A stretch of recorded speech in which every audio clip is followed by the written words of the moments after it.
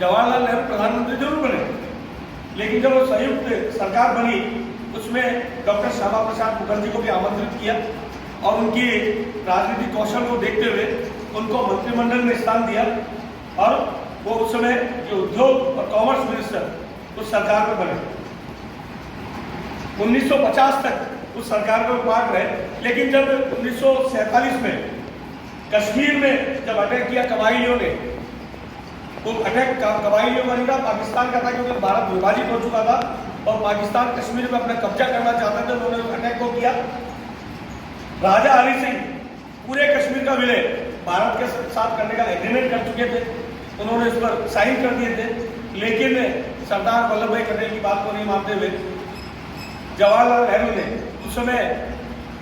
खुद ने निर्णय किया कि मैं कश्मीर के मुद्दे को हल करूंगा, लेकिन देखते देखते कश्मीर का एक बहुत बड़ा भाग पाकिस्तान के कब्जे में चला गया और जो कश्मीर बचा उसमें उन्होंने शेख अब्दुल्ला को वहाँ पर मुख्यमंत्री प्रधानमंत्री कहना चाहिए वो बनाया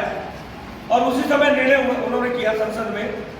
कि कश्मीर का विधान अलग होगा, कश्मीर का प्रधान अलग होगा, कश्मीर का निशान अलग होगा, जिसका विरोध संसद में भी किया श्यामा प्रसाद मुखर्जी ने और खुलकर के कहा कि एक देश में दो विधान, दो निशान, दो प्रधान नहीं हो सकते। और जब नेहरू और लियाकत का समझौता हुआ इसके विरोध में उन्होंने इस्तीफा दिया सरकार को और सरकार से निकल करके बाहर आए और बाहर आकर के उन्होंने हिंदू महासभा, क्योंकि उस समय एक राजनीतिक दल था उसके साथ में काम जुड़े हुए हिंदू महासभा से पहले भी थे, के साथ मिलकर के काम करना शुरू किया और 1951 में जब वो गुरुजी से मिले तब उन्होंने गुरुजी से चर्चा करके तय किया कि जो संघ भी चाहता था कि कोई राजनीतिक दल इस प्रकार का गठित हो जो देश के बारे में विचार करे, राष्ट्रवाद के बारे में विचार करे और जिस प्रकार का तुष्टीकरण चल रहा है उसके विरोध में कहीं न कहीं आम जन की बात को उठाए और इस प्रकार 1951 में भारतीय जनसंघ की स्थापना हुई, जिसके पहले राष्ट्रीय अध्यक्ष डॉक्टर श्यामा प्रसाद मुखर्जी बने। ये बड़ा दुख का विषय है कि इस देश में विभाजन होने के बाद, देश आजाद होने के बाद कश्मीर का सरेंडर, कश्मीर का हमारे साथ अभिन्न होने के बाद भी नेहरू जी की जो नीति थी, जो रीति थी और शेख अब्दुल्ला को जिस प्रकार से उन्होंने प्रश्रय दे रखा था, शेख अब्दुल्ला को अपने बराबर के अधिकार देते हुए कश्मीर में धारा 370 लागू करते हुए उन्होंने दो विधान, दो निशानों, दो प्रधान का एक्ट पास किया, 35A पास किया, जिसका विरोध डॉक्टर श्यामा प्रसाद मुखर्जी, जनसंघ और राष्ट्रीय स्वयंसेवक संघ, राम राज्य परिषद, हिंदू महासभा लगातार करती रही। और इस विरोध को करते हुए जब 1951 के चुनाव हुए तो जनसंघ पहली बार चुनाव लड़ी। चुनाव लड़ करके 3 सांसद जनसंघ के चुने गए, जिसमें पंडित श्यामा प्रसाद, डॉक्टर श्यामा प्रसाद मुखर्जी भी, मैं पंडित जी कह रहा हूँ, वो भी ब्राह्मण थे, डॉक्टर श्यामा प्रसाद मुखर्जी भी वह चुनकर के संसद में गए और संसद में उन्होंने जोरदार तरीके से इसका विरोध किया कि इस देश में दो विधान, दो निशान, दो प्रधान नहीं चलेंगे और उन्होंने इसको लेकर के आंदोलन चलाया देश भर में। 32 से ज्यादा लोकसभा के सांसद और 10 राज्यसभा के सांसदों को जोड़कर एनडीपी, नेशनल डेमोक्रेटिक पार्टी मोर्चा उन्होंने बनाया। उस मोर्चे के साथ में इस आंदोलन को शुरू किया। 1952 में जम्मू कश्मीर में एक बहुत बड़ी रैली उन्होंने और उस रैली में उन्होंने आह्वान किया कि ये दुख का विषय है कि कश्मीर आने के लिए मुझे परमिट लेने की आवश्यकता है और मैं इस परमिट व्यवस्था को तोड़ूंगा, इस कश्मीर के धारा 370 को समाप्त करूंगा। इसको लेकर के उन्होंने देश भर में आंदोलन चलाया, वातावरण बनाया, देश भर को ये बताया कि कश्मीर अभिन्न होते हुए भी हमको वहां एक विदेशी की तरह ट्रीट किया जाता है। इसको लेकर उनका ये मूवमेंट चला और 1952 में वो निकले, पूरे देश में घूमे, आंदोलन खड़ा किया। 52 में जम्मू कश्मीर में, जम्मू में रैली की। रैली करने के बाद 1953 में 8 मई को उन्होंने आह्वान किया, एक देश में दो विधान, दो निशान, दो प्रधान नहीं चलेंगे और मैं इस परमिट को नहीं प्राप्त करूंगा, बिना परमिट में कश्मीर में जाऊंगा। दिल्ली से 8 मई को वो रवाना हुए और पूरे रास्ते ट्रेन के रास्ते रवाना हुए। जहां जहां वो ट्रेन रुकी वहां पर उनका भव्य स्वागत हुआ। आम जन वहां पर आया, उन्होंने वहां सभाओं को संबोधित किया और संबोधित करते हुए वो 11 मई को कश्मीर पहुंचे। बीच में सरकार ने उन्हें कहा कि आप बिना परमिट जा रहे हैं, हम आपको जाने नहीं देंगे। उन्होंने कहा मुझे गिरफ्तार कर लीजिए, लेकिन मैं परमिट नहीं लूंगा, बिना परमिट के कश्मीर जाऊंगा। उनके साथ में उनके सहयोगी के नाम अटल बिहारी वाजपेयी जी, हमारे देश के प्रधानमंत्री रहे, भारतीय जनता पार्टी के राष्ट्रीय अध्यक्ष रहे, जनसंघ के भी संस्थापक सदस्य रहे वो थे, और पंडित बलराज मधोक, वो दोनों उनके साथ थे। जालंधर में उन्होंने बलराज मधोक जी को पहले भेज दिया कि आप जाइए, कश्मीर जो कश्मीर के थे, कि आप जाइए इस मूवमेंट को वहां पर खड़ा करिए। और अटल जी के साथ वो निकले। जब उन्होंने पठानकोट क्रॉस किया, वो जब जम्मू पहुंचे तो उनको जम्मू में यह कहकर अरेस्ट कर लिया पब्लिक सेफ्टी एक्ट के अंतर्गत कि आपके कश्मीर आने से या कश्मीर की शांति और सौहार्द भंग हो सकता है। उनको अरेस्ट किया। तब उन्होंने अटल जी को कहा कि अटल आप जाओ और मेरा संदेश पूरे देश को दीजिएगा, मैं यहाँ गिरफ्तार हो रहा हूँ बिना परमिट के, मैं आज इस कश्मीर की धरती पे खड़ा हूँ, इस श्रीनगर की धरती पर मैं पहुंच रहा हूँ, आप जाकर इस संदेश को दीजिएगा। उनको ले जाकर के जेल में बंद किया। 11 मई को उनको जेल में ले जाकर बंद किया और 40 दिन वो शेख अब्दुल्ला की सरकार की हिरासत में रहे। जेल में रहते हुए जब लगा कि देश भर में मूवमेंट की तरह खड़ा हो रहा है, आंदोलन खड़ा हो रहा है और इसकी चर्चा सब जगह हो रही है कि ये निर्णय गलत है, धारा 370 हटनी चाहिए, 35 से विड्रॉ करना चाहिए, तो उनको उस जेल से निकाल करके उनको एक सेफ्टी हाउस कहने के नाम पर एक कमरे में ले जाकर के बंद कर दिया 10/11 के, और उस कमरे में 1 महीना तकरीबन रहे।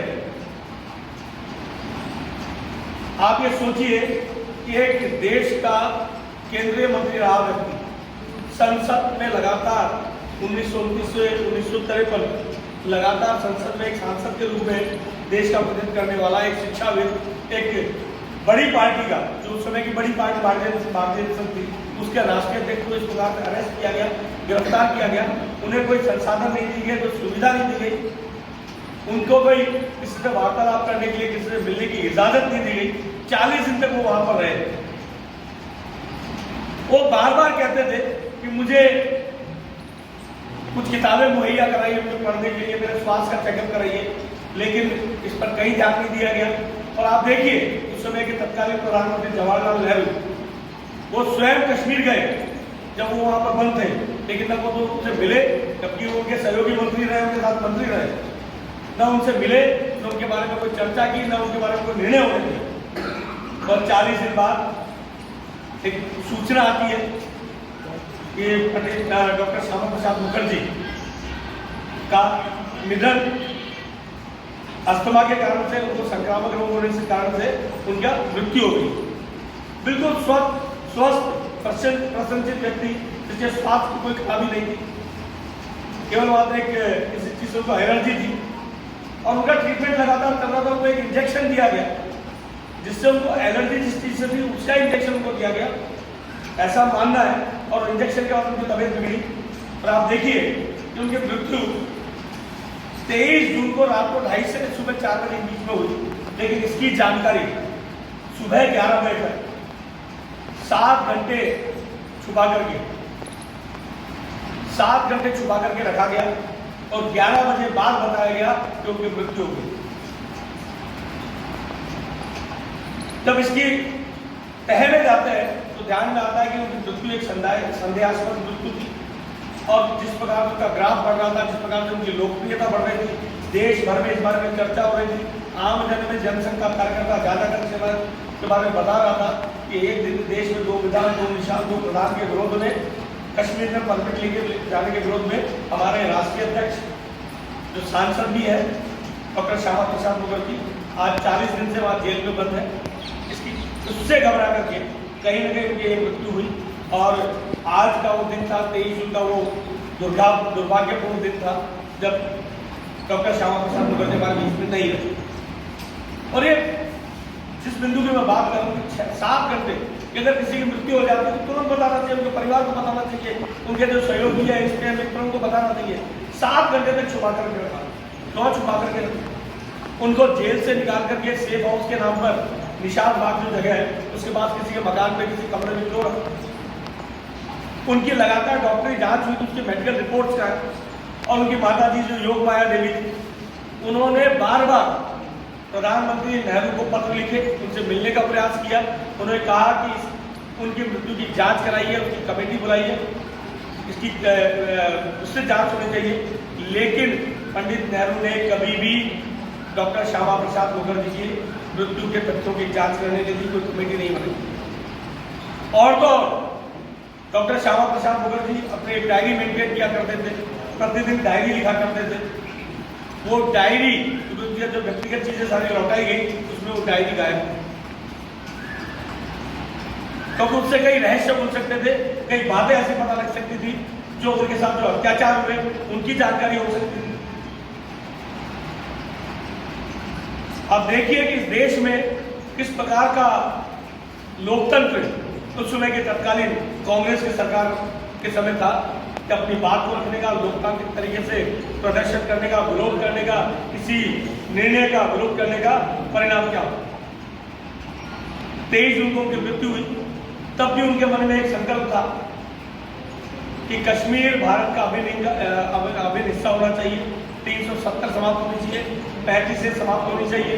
परमिट वहां पर जाने का जो परमिट वो खत्म होना चाहिए। और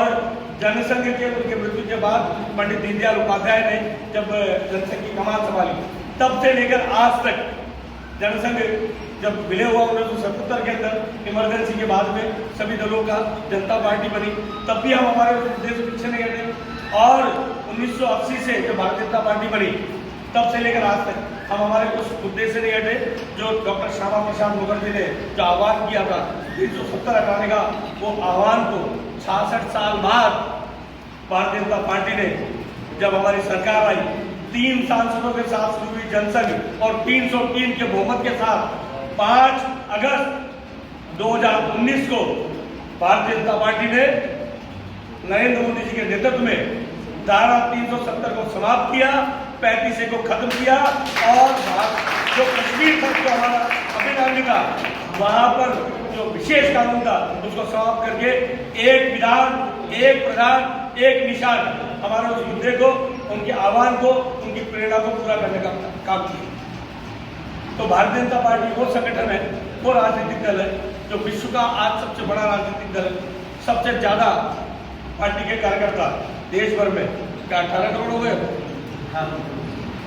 मैं कंफर्म करूँ महामंत्री जी से, संगठन के प्रमुख व्यक्ति यही है। तो 18 करोड़ सदस्य जिस पार्टी के हैं, उस पार्टी ने जो निर्णय किया उसको फलीभूत करके दिखाया 66 साल बाद। और आज जब उनकी मृत्यु को 70 साल पूरे हो गए, 70 साल बाद भी डॉक्टर श्यामा प्रसाद मुखर्जी के इस बलिदान को हम भूले नहीं। और जब भी भारतीय जनता पार्टी ने इस मुद्दे को लेकर आंदोलन चलाए, चाहे 1990 के अंदर जब डॉक्टर मुरली मनोहर जोशी हमारे राष्ट्रीय अध्यक्ष हुआ करते थे और नरेंद्र भाई मोदी जो आज प्रधानमंत्री हैं, उस समय राष्ट्रीय महामंत्री के नाते कश्मीर में तिरंगा फहराने के लिए, लाल चौक में तिरंगा फहराने के लिए निकले थे, पूरे देश में यात्रा लेकर के निकले। उसके बाद उमा भारती जी निकली और उसके बाद अनुराग ठाकुर जी के नेतृत्व में हम भी उस तिरंगा यात्रा में गए कि कश्मीर में तिरंगा फहराना भी अपराध है। क्यों? कि जो डॉक्टर श्यामा प्रसाद मुखर्जी ने तय किया था 1952 में जम्मू कश्मीर की धरती पे कि मैं बिना परमिट लिए आऊंगा, तिरंगा फहराऊंगा, यहाँ पर एक ही निशान होगा, एक ही तिरंगा होगा, और कोई ध्वज नहीं होगा, और कोई प्रधान नहीं होगा, और कोई विधान नहीं होगा, इसको समाप्त करके आऊंगा। उनके उस प्रण को, संकल्प को बार बार हम दोहराते रहे, पूरे देश में इसको लेकर आंदोलन चलाते रहे, उस मुद्दे से कभी पीछे नहीं हटे जाते। चाहे 77 की सरकार में हम भागीदार रहे,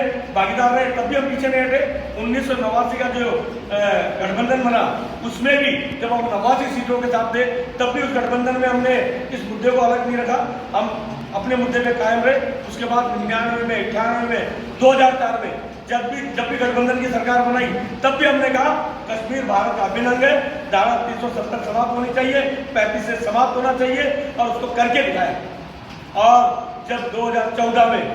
पूर्ण बहुमत के साथ एनडीए गठबंधन की भारतीय जनता पार्टी की सरकार बनी, तब भी उस मुद्दे पर हम कायम रहे। तब लोग पूछते थे राम मंदिर कब बनाओगे, 370 कब हटाओगे। 2019 में जब 303 सीटों के साथ हम आए तो उसको हटा करके बताया, राम मंदिर बना के बताया, 370 हटा के। हमारे ये राष्ट्रीय ये संकल्प है जिनको हमने पूरा करने का काम किया। लेकिन ये मैं इसलिए कह रहा हूँ कि डॉक्टर श्यामा प्रसाद मुखर्जी ने, हमारे पूर्वजों ने, हमारे अग्रजों ने जो निर्णय किया उस समय, चाहे राम मंदिर को लेकर के हो, चाहे गौवध को लेकर के हो, चाहे समान नागरिक संहिता कानून को लेकर के हो, चाहे ट्रिपल तलाक को, जो निर्णय उस समय किए 70 साल पहले, उन निर्णयों को फलीभूत करने का समय हमारे को 70 साल बाद मिला, हमने करके दिखाया। और वही कारण है कि देश की आज भी सबसे बड़ी पार्टी, विश्व की सबसे बड़ी पार्टी है तो भारतीय जनता पार्टी है। और उस पार्टी का इस एनडीए गठबंधन की सरकार जब बनी तीसरी बार, आप ये देखिए कि नेहरू के बाद नरेंद्र ही तीसरी बार प्रधानमंत्री बने, तीसरी बार लगातार सरकार बनी। उसका कारण उस समय विपक्ष मजबूत नहीं था, और आज जब विपक्ष मजबूत है उसके बाद भी लगातार हम सरकार में आ रहे हैं। वो आ रहे हैं हमारे सांस्कृतिक राष्ट्रवाद के मुद्दे को लेकर के, राम मंदिर का मुद्दा हो, 370 हो, ट्रिपल तलाक हो, समाज के अंतिम व्यक्ति तक, अंत्योदय का मुद्दा जो पंडित दीनदयाल उपाध्याय ने चलाया था, समाज के अंतिम व्यक्ति तक पहुंचने का जो प्रयास उन्होंने जो हमको आह्वान किया था, उसको हमने पूरा करने का काम किया। निश्चित रूप से आज का बड़ा दिन हमारे लिए काला दिन जरूर है कि आज के तरह उस समय डॉक्टर श्यामा प्रसाद मुखर्जी हमारे बीच को होते तो इस लड़ाई को इतना लंबा समय नहीं लगता लड़ने में, और हम जल्दी जो सत्ता को समाप्त कर पाते। उनके नेतृत्व हो सकता है कि जनता ने, क्योंकि उन्होंने शुरुआत की 1951 में, और शुरुआत करते ही 3 सांसद जीते, और जल्दी 10 साल बाद ही मध्य प्रदेश में अपनी सरकार बनाई। राजस्थान में भी सरकार बनाने की स्थिति में थे राम राज्य परिषद के साथ में, लेकिन उस समय की कांग्रेस की जो केंद्र की सरकार थी, उन्होंने हमारे एक विधायक को उठा करके ले जाकर के बहुमत का हमारा जो आंकड़ा था उससे वो दूर किया। हमारे उस समय हनुमंत सिंह जी जो राम राज्य परिषद से जो जीते थे, उनकी मृत्यु हुई। एक विधायक को हटाया कि जो राजस्थान में भी